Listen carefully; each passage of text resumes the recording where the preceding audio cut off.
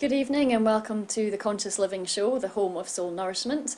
My name is Sophia Lennox and I work as a success and wellbeing coach. And the Conscious Living Show is all about bringing you inspiring authors, bringing you inspiring speakers, coaches, people who basically light up the world and make the world a better place, a happier place, and help you to really get in touch with who you are, the relationships that you desire, and how to be happy. And I'm absolutely delighted tonight to be joined by JulieMaryCarmen, and you are a relationship coach. Julie, good evening. Hello, Sophia. Thank you so much for coming to see us tonight. I know we're going to be talking lots about a brand new book that you've been writing, so it's going to be very exciting to hear all about that. So I think just to get us started, we'll take a couple of minutes just to have a little meditation, a little grounding, and then we will dive into all of the work that you've been doing. So I would invite everybody at home just to close their eyes. Just take a deep breath in. And you can exhale back out through the mouth. Just feel your sit bones on the chair. The soles of your feet on the floor. Relaxing the shoulders. Really tune in to the heartbeat.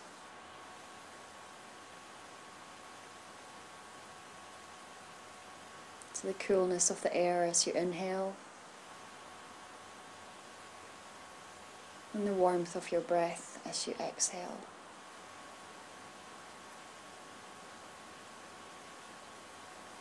Just allowing the whole body to soften. For your mind to quiet. And giving yourself permission for the next 40 minutes or so, just to really relax and to take on board any of Julie's insights around relationships, her own knowledge, her own unique journey, her own wisdom and desire for you to have the very best in the relationships that you have in your life.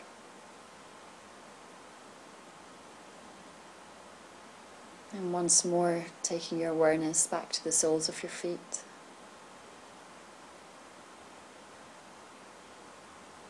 Beginning to notice the air around your hands, around your body.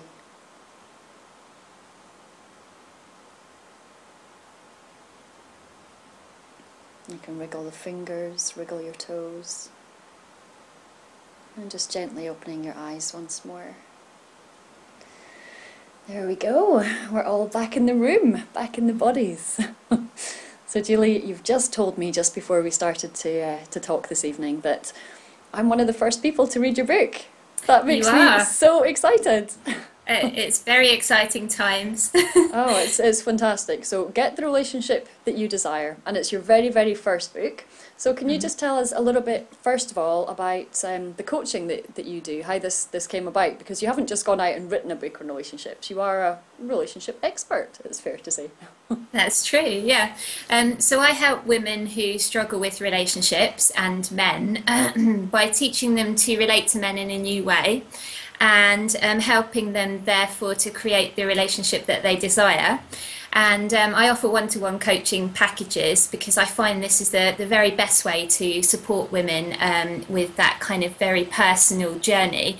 But it is something that I can help women do very quickly once they know the key skills. So that's what I coach women around. And the book just really developed from there because I found that I needed sort of a manual of my process that I take people through that they could refer to between sessions. And so really what I've done with the book is I've kind of summarised everything in my approach and put it into a book that can reach more people, because I appreciate not every single person will coach with me. And so the book can either be used alone, kind of as a guide to get you on your path to the relationship you desire, or it can be used in conjunction with the coaching for a really powerful impact. And in addition to that, there's only so many hours in one day. So for, you obviously have a vast coaching clientele, it's important that if people don't yet, you know, if they can't instantly have coaching with you due to your own kind of timescale, then at least they have this book to get started with, and then as soon as you have space available, they can sign up with you and go the long distance really in finding out what's going on for them and what kind of differences they need to make in their relationship. So sometimes it's just little tweaks, isn't it? It's not even a massive thing that they need to do, but it's the tiny little differences that change absolutely everything. Absolutely. I mean, as you say, this book is a very good way for people to get started, and particularly if they don't know me and if they're new to me and my approach, it's just a really nice way to kind of get going and get some of the mind pieces in place. Because as you say, sometimes it's a very small tweak, but it's just either a tweak in our mindset or a little gap in knowledge that we just don't know. And once we have that piece of information, everything can change. And I love the book, I have to say. I'm not just saying I love it, I do love it. And one of the things I love about it is you talk about the list. Now, everybody at some point has fallen victim to this list, haven't they? Where they think, I need to go and write down, we're told that we have to be clear about what we're looking for in a relationship and that we have to know exactly what it is and send out a clear message to the universe. And so I imagine that there's these little lists in women's handbags all over the world that say 6 foot, blonde, blue eyes, good job, drives a BMW, a Saab, a Audi, or a Porsche, a Ferrari, and loves dogs, loves walks on the beach. But all the key pieces in terms of how they want that relationship to look, how they want to feel in that relationship, how they want their dynamic to be, is all missing. I mean, what's your experience around that? Yeah, I mean, working with women and coaching them, I found that so many women would have this list, but when we really got down to it, as you say, there was nothing of any importance on the list, and they were missing the key things that would really bring real love to them. So my advice, which you'll read in the book, is just to throw out that list completely, and I get women to reapproach it and to make another list, but this time it's a list of their true desires, and I get you to spend a bit of time really sitting with it, thinking about it. And so what you really desire for your love life and your relationship, and it's very different because it's not about the other person. So the key difference is it's not all about the man and what he looks like, but it's about how you want to feel in the relationship and how you want the actual relationship to be. So it brings it back to you, and that's where the power lies. And it's making a healthy relationship instead of just two people who look good side by side. So it's finding that whole balance to come together. Now, obviously, you're very, very open about this in the book. You've had your own fair share of relationship struggles over the years, and certainly it's that real pain that kind of drove you to become a relationship coach and to make sure that other women don't have to go through that same kind of angst. But tell us a little bit about some of your relationship experiences and how you came to be from there to where you are now, which is very happily married and travelling all over the world. Sure. Well, as you say, you know, I'm very open about my relationship past, and I had a horrible time in love. It was awful. Pretty much every, uncomfortable, horrible situation you can think of to be in with men in relationships. I've been there, from accepting much less than I should, accepting bad treatment, being cheated on, being lied to. I'm pleased to say it's all in my past. However, that was how it was for me for many years. And it was so painful, and it was something that I really struggled with. So when I was finally able to find the way and heal it for myself, and there were some very specific things that I did and I learned, which are not at all what we're taught, so it's completely different to what you would think. When I was able to do that, it was such a powerful transformation, and it was such a time of healing, and it just made such a difference to my life to actually get to be happily married and to say that, that piece is healed. There's always ongoing work, of course, as you know, but to say that I had transformed that area, and just to have someone who loves me and be able to have that kind of relationship was so big to me. And it inspired me to want to help other women who are still in that pain that I was in, to know that A, it is possible for them, very possible, and B, to show them how. So what does that pain feel like? I know from personal experience and also from some of the clients that I've worked with, that sometimes when they get into that absolute feeling of pain, they think that all the healing has to work before they either get back into a relationship or that before they feel strong enough to actually seek coaching or that advice. But when you're in that immense pain, I mean, it's intense. It feels like your heart is being ripped out. But what do you do with that to make yourself available to, to dive deeper and to really look at what's going on?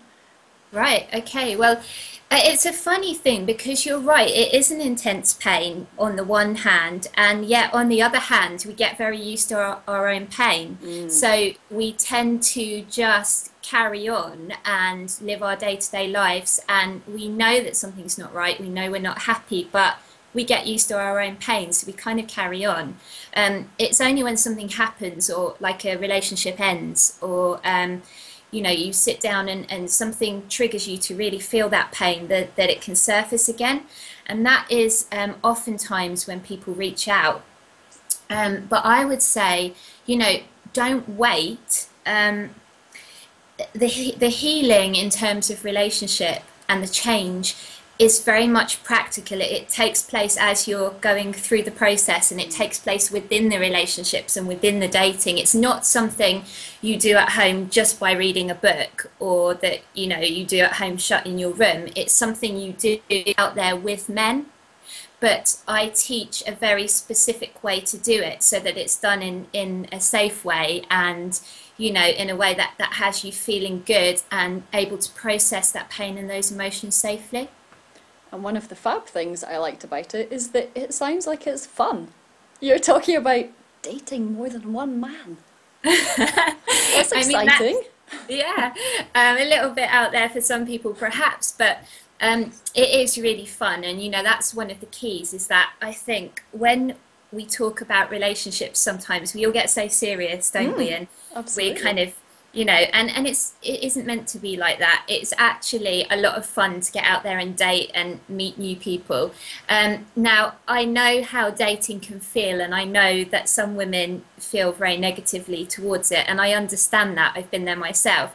However, I find that if you can shift your mindset, and I help you with this in the book as well, that you can transform that experience too, so that it is more like a fun game, and it's you view it as practice rather than this deadly serious activity where you're meeting someone and are they going to be your life partner, which just puts loads of pressure on and takes all the fun away. So we do it very differently in the book. And yeah. Are you noticing much of a difference in terms of different generations of women that you're working with? I remember a few years ago I had a friend who was in her very early 20s, and she would forward me text messages that she'd got from a new man that she'd met, and she'd be like, what do you think this means? I'm like, it means he wants to go for hot chocolate with you because that's what he's asked. And so it's almost like in some ways social media has really speeded up a process that normally we would spend a bit of time, in the very old days where you're introduced to so-and-so and you see them at a dance and you go for a walk and you have an escort, and now suddenly an escort asks on a chaperone, not asks in a car, for anybody who gets confused. But now that's all changed so much that social media kind of fast forwards what's going on for people, and people get very mixed messages, very confused signals. But do you find that there's quite a difference in the age of the women that you're working with in terms of their experiences, or is your message kind of, there is a message that sits well with everybody? I would say that certainly social media has changed things, and this is one of the things that I coach women around in terms of dating. However, I would say that my message is the same for all women of all generations. Maybe we might tweak the approach a little bit, but overall the message is the same. And men are actually quite simple in that they do tend to say what they mean. It's we women who interpret it in all different funny sorts of ways, but men generally say what they mean. So if you listen to what they say, then that's a good indicator. Now, in terms of dating and social media, a lot of women get disheartened because they do the online dating thing, and it can be a bit cutthroat. You know, you will get lots of guys approaching you for different things, and it's not always ideal. A lot of guys will disappear, and that's kind of all part and parcel of it. And if you can know that there's a little bit of kind of rough and tumble, I call it, that goes with the online dating, you'll do a lot better because you don't take it personally. And so it's very much, I have a specific approach, and it's quite strategical. It's the masculine side of it, really. And we have this procedure for dating, which helps them to deal with that so that you don't get demotivated, because otherwise it can be a little bit demotivating. And I do find that even the older women that I work with, they are still doing online dating as well. So I think it's pretty widespread across the generations now. Have. And the dating, if I'm not mistaken, you actually refer to as therapy within your book, which is just a fab way of looking at it, because we've all, you know, I hope I can say with my hand on my heart that we have all been there. You know, we find somebody, we want them to be the one because they fit all of the previous list that we had, and we're so sure that this is the one, and we fixate on that and we get all attached to it really quickly, and then we pile this pressure on it, and of course we take with us any expectations from previous relationships, either positive expectations or negative beliefs about what's going to happen within this relationship, which is where it all gets difficult. So how would you describe it in terms of when you start to date more than one man? What is some of the differences that you can experience? Sure. I mean, the way that we do it is that you're treating everybody that you date equally. And the whole reason that you're dating more than one is because a lot of the women I work with have patterns of difficult relationships or picking the wrong men and difficult dynamics. So this very much breaks that kind of easily and almost without you kind of knowing, but it actually breaks that pattern. And so some of the differences are that you'll be dating people that you maybe wouldn't normally give your time to because they were too boring or they were too stable. Whatever it is, you know, if you're a woman who tends to go for bad boys, as I used to be. So you get to date all different kinds of men, and it's very strategical in that they only get a certain amount of time each. So it's quite a structured approach. And the benefits to this are it takes a lot of the pressure off. And it prevents the anxiety levels from going too high. So it helps women to manage their anxiety through dating. And the other side of it that's really key that I teach is around that it's the man that has to always be the one who is initiating. So that takes away a lot of the problems as well, because you will find that the men that you date are only the ones who are really interested in you and are really initiating and leading. So it prevents you from going off down the path of ending up with someone who's not right for you, because generally the men who initiate with you are the ones who have your best interest at heart and will, you know, treat you better. And that's also something else you address in terms of the big difference between the masculine energy and the female the feminine energy. And that's not just about whether you're male or female. Those energies obviously interplay in both directions, and you can have more of one than of the other. But it's how you manage to stay in your feminine so that the man is empowered to stay in his masculine and to take you out in those ways. And you also address the issue that doesn't mean that you're a passive female in any way. You're actually more empowered, aren't you? Yeah, it's this is one of the key concepts I teach, and it's, you know, you will learn about it when you read the book, and it's really key because it's so misunderstood. You know, we've been taught that to be in our feminine energy is a certain way, and a lot of the things we do are actually masculine energy. So we think that we need to take care of a man and be nurturing, and actually those are masculine energy traits. The taking care of, the doing things for, are very much based in masculine energy. So it's something that women misunderstand to their detriment in relationships. And you're right, being in your feminine energy is not about being disempowered in any way. It's in fact a very strong place to come from, because the strength is inside of you, and you know yourself, and this is a big part of what we work through in the book, so that you have boundaries because you know what is and isn't acceptable to you. However, when a man interacts with you, you're very, very soft on the outside and you're able to let him lead. And, you know, it's like a dance. And it's just a beautiful thing. And it's because you have that strength on the inside.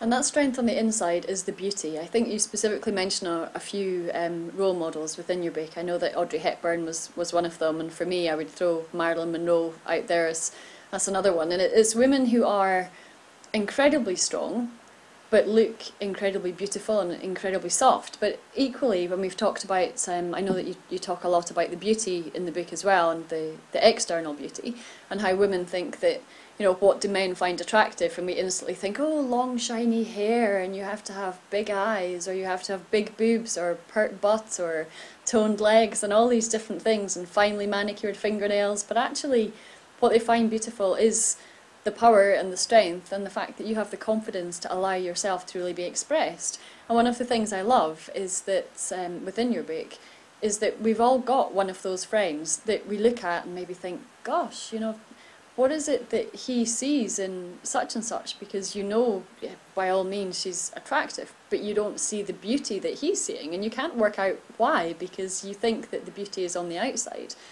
What's your experience around how women are still approaching their appearance with regard to dating? Well, I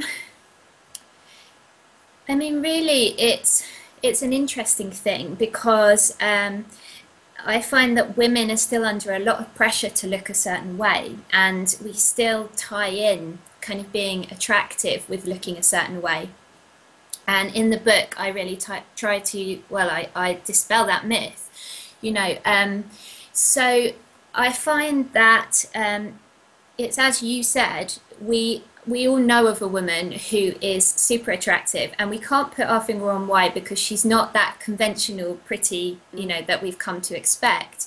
So within the book, I encourage women to really take a pride in their appearance as part of taking care of themselves. You know, so as part of their self-care, but that doesn't mean that they have to look a certain way. It means that they do things to make them look and feel good in a way that feels right for them. So for one woman, it might mean, you know, a little bit of makeup. For another woman, it's no makeup, but she wants to have beautiful, shiny hair. For another woman, you know, it might be her jewellery or the clothes that she chooses, but it's to empower you to feel good and look good in your own way.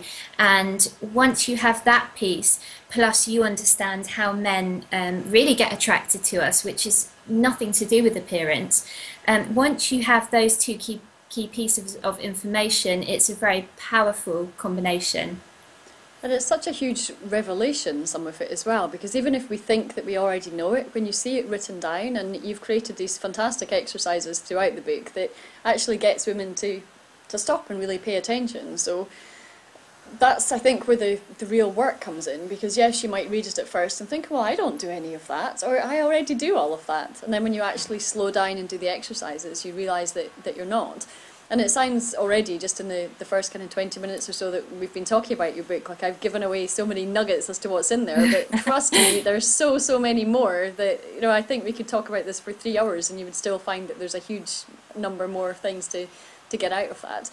One of the things that I find particularly fascinating was when you were talking about compliments and how women tend to kind of push those away, and you explained the concept so fantastically. And I remember that just a couple of weeks ago I went into the city centre where I live, and I was wandering around. It was one of the first times this year that I'd gone out wearing a dress, because, you know, it was a bit warmer and I felt happy to do it. I knew where I was parking, I didn't have far to walk, all the usual things that you think about. And I went out wearing my dress, and somebody whistled at me when I was walking down the main street, and then a couple of people, I felt really conspicuous, because I tend not to wear very many dresses. Well, not very many, I don't wear them very often. And for me, I just instantly was like, oh, I felt like I was getting a lot more attention than I was kind of ready for in that day. But you talk about this as a concept of being able to receive, which again is a very feminine quality, isn't it? Can you explain a little bit about that for us? Sure, yeah. Being able to receive is vitally important in a romantic relationship with a man, and I find that many women who struggle with relationships have closed down that ability to be able to receive. And receiving can be anything, like you say, from attention, so being whistled at in the street, to compliments, to gifts, to dates, you know, anything they can receive. And a lot of women will close down under that kind of attention. And, you know, when we get compliments, as you say, we can feel conspicuous and it can feel quite uncomfortable to us. So what I teach women to do through the process of dating and relating to men is to get really, really comfortable receiving, and just to practice that so that you don't automatically close down. Because when we do that closing down thing, that can push a man away. It can give a confusing signal that we're not interested when actually we are. And one of the things that it feels so good to a man is to be able to give to a woman. And that's a fundamental kind of concept. So we need to be good at receiving. And I go into a lot of detail about this in the book, and you know, give you some exercises to help with that as well. So. And I love the personal experiences that you've shared within the book as well. Because how many years do you think it is that you were dating prior to meeting Stuart and getting married? Well, it's interesting because, as you know, I struggled with relationships for so many years, pretty much most of my adult life. And just to reassure other women that you don't have to do the same, it doesn't have to be such a struggle. This is why I've created the book. There is a shortcut and it doesn't need to take so long. Now, from the time really when I really learnt these skills and I was out there dating and I was kind of developing my own tools, it was about 3 years from the time I started to the time when I actually met my husband and got married. Some of the women clients that I now work with do it so much quicker. You know, they do it within a matter of months. And I suppose that is part of the benefit of having somebody who's been through that process and has kind of made all the mistakes and the tweaks and developed all the tools. But yeah, it took me about 3 years of trial and error. I have to say that at the time I didn't know so much about coaching, and I didn't have a coach to guide me. So it wasn't so easy. I was kind of doing it myself, and along with bits of information that I'd got from the internet and different books that I'd read. So it doesn't have to take you as long. But So not now you've made this fantastic compact guide to, you know, it's everything you need to know to go out there and get, well, as the title, get the relationship you desire.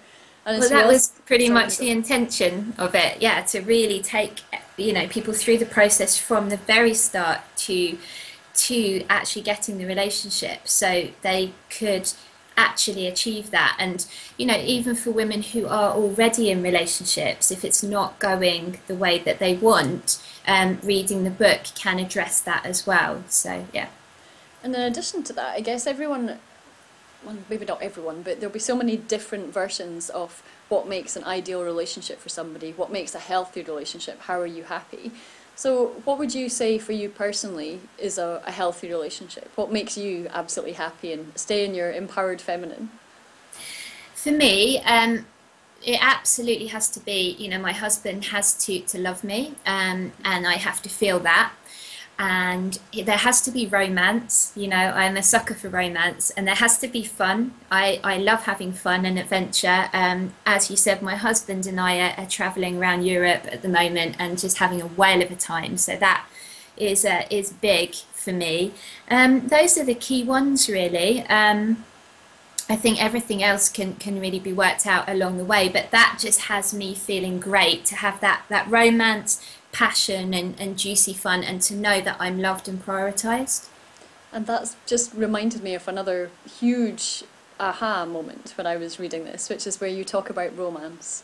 And that I've been there, I'm sure we've all been there, where you've been in a relationship maybe for a little while, and then you go out to a beautiful restaurant and there's somebody playing some romantic music, and you have red roses on the table and you have a wine glass and you're both beautifully ready for the evening.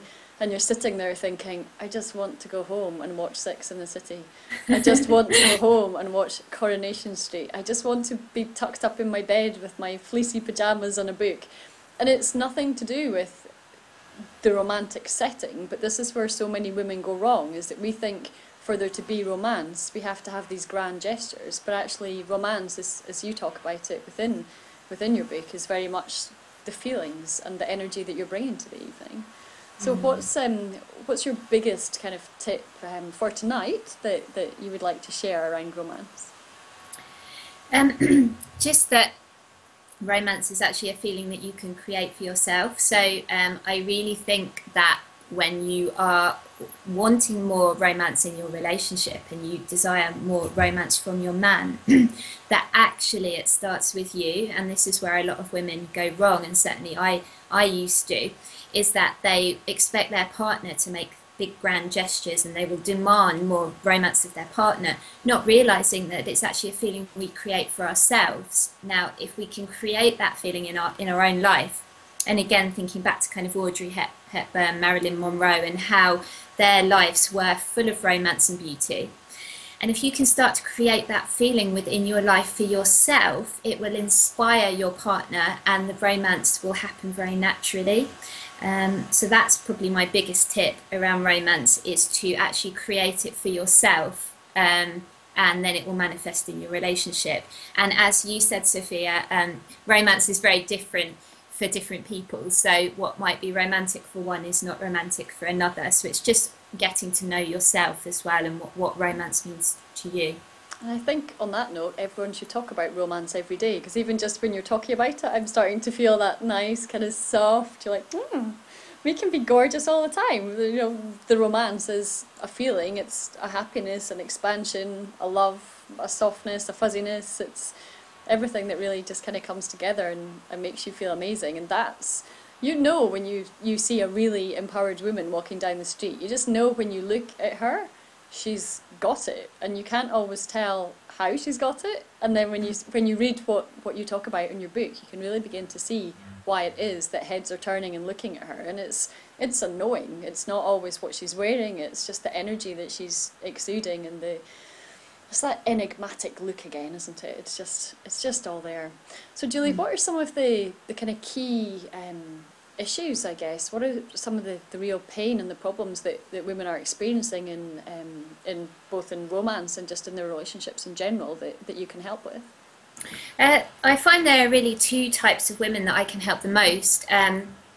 There's the woman who is single and has struggled with relationships in the past, tends to pick the wrong men, for whatever reason is not able to bring in and create the relationship that she desires. And, you know, on the surface of it, she'll kind of make good and she will, you know, get on with her life. She's probably got quite a good career.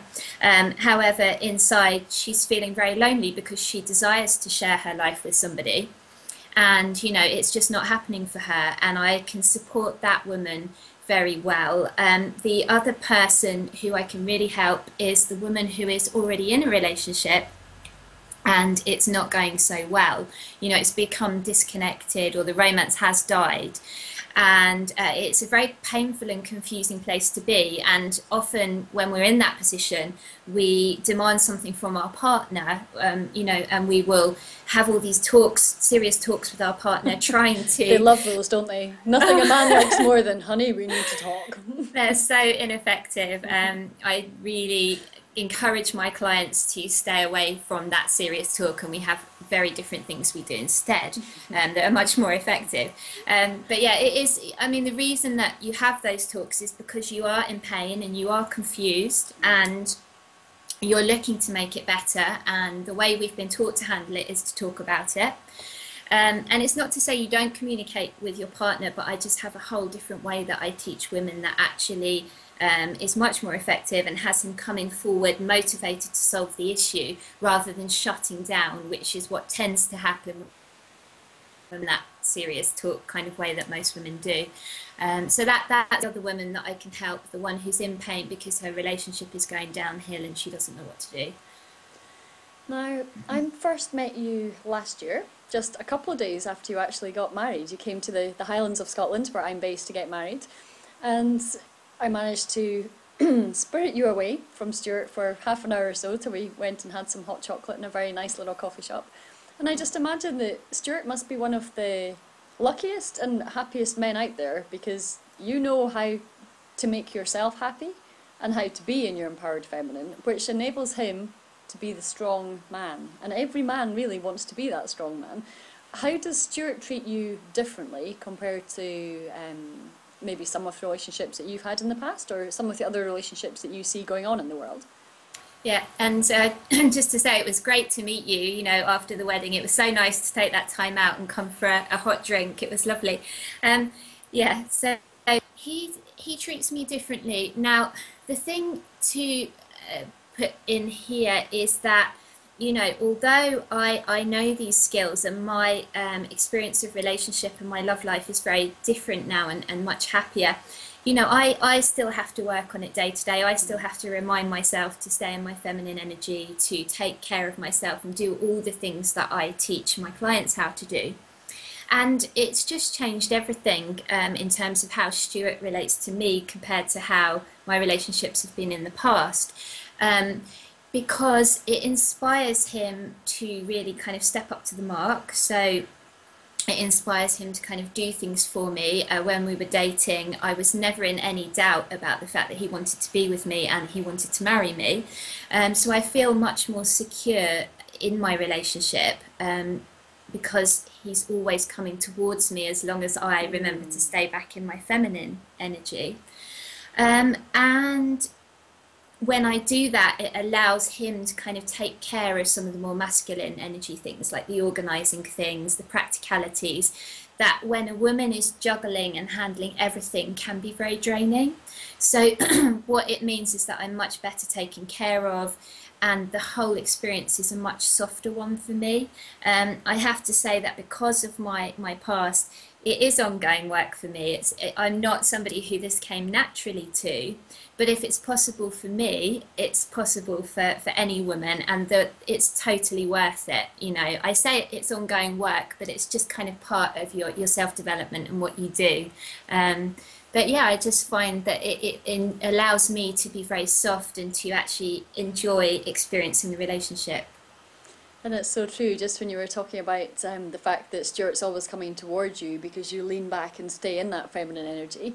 One of the things that my partner always says to me is that 95% of the time I'm sweet and lovely and he can't wait to see me, and 5% of the time I'm all bossy and he can't stand it. And obviously the 5% of the time, I'm saying 5, it was probably a bit higher than that, maybe 6, 5.5. That's the time where I've obviously gone into my masculine and I'm trying to take control. And actually, if you were to illustrate that, then it is that power struggle, you're trying to pull the masculine energy and you're working on it, as opposed to you staying here in the feminine and letting the masculine still come towards you. So that makes perfect sense. And really, I guess, even if you think that you have an ideal relationship, reading this book can really help you to see just small areas that you can make it better. And one of the analogies that I like to use is that any kind of coaching, if you imagine coaching as you already have this amazing chocolate cake, and the chocolate cake is just perfect as it is, it's absolutely divine. And when you add cream to the chocolate cake, you're not saying, oh, well, the chocolate cake wasn't good enough. You're just making it even better. So it's that embellishment, and sometimes the coaching can just be that extra bit on the top that makes you realise that your dreams are not some far-fetched thing that you can't have. You can make those changes in your life or just within your relationship, and that changes absolutely everything that's going on for you. So even if women think they have an amazing relationship, reading this can still really help them. And indeed, I know that you do a lot of other material as well, Julie. You have your newsletter that comes out, you have your Facebook online forum. In addition to that, when you actually started writing this book, it was going to be an audio program, wasn't it? That's how fluid you are. That's the flexibility you've got, which is fantastic. Yes. So, what was it like when you sat down and said, "I'm going to write this"? Well, I knew I wanted to create something, because, as I say, coaching with women is fantastic, and I love your analogy of the chocolate cake, and it's so true. We can always make things better, and we can always reach for an even better relationship, even if your relationship is good. And it can be so much better than you can even imagine, and that doesn't necessarily mean you have to change man either. So that's something to bear in mind. But when I sat down, as you quite rightly say, I thought I was going to create an audio training, and to be quite honest, not having created either an ebook or an audio training before, I didn't know too much about the process. So my thing was just to start writing, and I thought I was writing this audio training. And as I started writing and it was pouring out of me, I thought, no, this is an ebook. And that's what came out, that's what got created, and I feel that that is what was meant to be. And that's not to say there's not going to be an audio training in the future that will complement it and go, add to it. But for now, the ebook has my message that is important for women to hear, so that they really can get the relationship that they desire and reach for their dreams with that. I'm not about mediocre. I want women to have fantastic relationships and to know that it is possible, and to empower women to do that. And as you said as well, you kind of touched on the energy that we have within ourselves. And it's really about being a master of your own life. So sure, within the relationship, primarily we are in our feminine energy. However, the masculine energy comes into it in creating this fantastic life for yourself, which is part of it. So it's a blend of the two. And as you say, when a woman is in her power and you see her walking down the street, she just has something about her. And it's just being a master of your own life. And it's the little details that we sometimes miss when we're caught up in the daily grind. How you live day to day and the things you do and the things you spend time on. It's about bringing a certain amount of quality into your life. And that shines through into your relationship and makes everything better. So, yeah. And one of the big things that I know I've heard from clients in the past, and hands up, I've also been guilty of it, is when you're single, you think, I don't have time to date.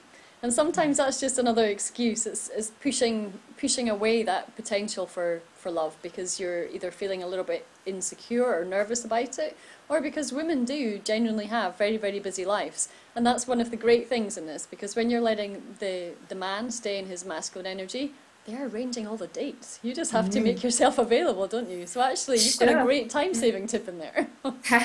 And it's so true. And I do get it. We have busy lives, and it's like, date more than one. Where am I going to find the time for that? But the truth is, the other side of it that I teach is to actually keep the dates very short. So they're never more than about 1 to 2 hours long maximum. And maybe just meeting for a coffee or for a walk. But you're right, the man plans it all, so that takes a lot of the stress out of it. But yeah, just keeping it short amount of time with the man, and then the energy of it is nice and high, and it's a very different experience. So the way we do it, it can actually add to your energy rather than taking away from it. And I guess that's the big thing of if you leave, it's like a really good day out or a really good evening out anywhere. If you leave within a set kind of time scale, or within a decent amount of time, then it actually leaves the other person wanting to see you again and sooner, rather than that whole thing of, oh gosh, that was exhausting, I don't need to see her again for for the next 2 months, 3 months, because she's just too much. So yeah, it's quality over quantity as well, in addition to dating more than one man, which is the perfect part of it. Yeah, and when you put all the tools into action that I teach in the book, you're not going to be that woman that he feels drained with. You're going to be the woman he wants to see more and he's desperate to spend time with. And this is not an exaggeration. This is really what happens. Men will be begging you for your time, and your time is a precious commodity, and you become very valuable. You feel that value in yourself, and it gets passed on to the men you date. They are lucky to get time with you, and as you say, because the dates are very, very short, and this is not a strategy for making them want you more. This is about taking care of yourself, but it just so happens that it does have the kind of added benefit that they do tend to want more time with you. So yeah, it's a double benefit. And I always used to make a little joke when I was first dating again, which was never accept a Friday night date beyond a Tuesday. It's like, I am so important that I'm too busy. If you really want my time, then you will, you'll make sure that you can have it, as opposed to just, oh, I'm at a loose end, something's been cancelled, I'm going to quickly call her and see if she's available. It really is making sure that you are important in that person's life, and they do really desire to be with you. Yeah, and I think that's a great tip as well, because perhaps this is something that the older generation did better in terms of there was more structure, and a lot of that's gone out the window today with the fast pace of online dating. And there was that famous book called The Rules, which, I'm not by any means suggesting that we should follow that, because that's very outdated. However, there were some good ideas in it, and one of them being that your time is valuable. But the difference is, it's not a game we play. You genuinely will be busy. If you're dating 3 men, your time is going to be taken up. But no, I always encourage my clients that men need to book them at least a couple of days in advance, and it's a true thing, because as well, they're going to be scheduling in self-care, they're going to be taking time for themselves, they're going to date themselves as well, do nice things for themselves. So it's a genuine thing, but he does have to value your time. It's exciting. I can't wait to hear some of the results that women get after reading this book. I hope there's going to be a follow-up that says, look at all these weddings, look at all these fabulous relationships and families, and this could be the start of something humongous. I hope you realise what you've created here, Julie. Well, good. I hope so. And I'd love to hear from any women that read the book and then have some fantastic results to share. Please write into me, because I will love to hear that. And if anyone wants to share their story, we can do that as well. So fantastic. And you very kindly, when this book goes out, I will share it with all the people on my list to make sure that they know it's available, and they can obviously watch this as well. What date are you finalising, and will the book be available, and how do people go about getting their hands on a copy? Sure. Well, I had hoped to have it on sale already, and the truth is, this is my first time going through this process, and so there are things that needed to be put into place that I had no idea about. So we're still going through the process of getting the sales page set up and getting the shopping cart working properly and everything. So the best thing to do at the moment is to actually go and join my mailing list over at JulieMaryCarmen.com, and if you get on the mailing list, you will see when the book is released. Now, I'm hoping that it will be within the month, hopefully 3 weeks. However, as I said, this is my first time through this process, so be a little bit flexible with me, but my intention is that it's certainly within the month, and hopefully within 3 weeks. So by the end of May, we can pretty much say they're going to be able to get their hands on it. And if they're not, then they just have to be a little bit more patient, and they can get plenty of juicy insight within your blog post as well. So if you need some more from what you've heard today, then your blog posts are a great place to go, and then obviously get their hands on the book before the end of May. Sure, Julie, get on the mailing list is the thing, and then they won't miss anything. Perfect. And Julie, is there anything else you'd really like to share tonight before we finish up? I noticed that it's been a real pleasure talking to you, and thank you for making my first experience of talking about my book so lovely. And You're I welcome. I just hold the intention that the book will really make a difference to the women out there. So. Absolutely, it will. I know for sure it will. I can't give you any page numbers, because I would have to give you every page number to go back and look at. There's just so many great things in there. So it's been fantastic to talk to you this evening, and I would equally encourage everyone to go and sign up at JulieMaryCarmen.com and find out all about what you've got going on. And that's it for this evening. So thank you very much, Julie. Thank you for being here. Thank you, everybody at home, and good night.